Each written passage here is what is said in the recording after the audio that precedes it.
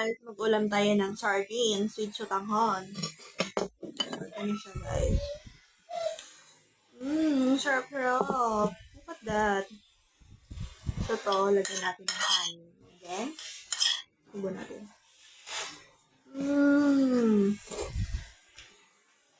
Ano yan?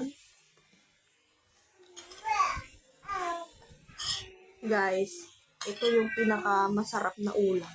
Kaya sabi ko sa inyo. Ano na? May laman-laman pa siya, oh. Ganyan yan. Subo natin to. Hindi pwedeng kainin.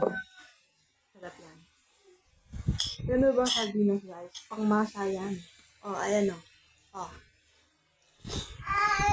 Ano ba? Perfect. Perfect to pag may bugoong kayo na may kamatis. Ako kasarap.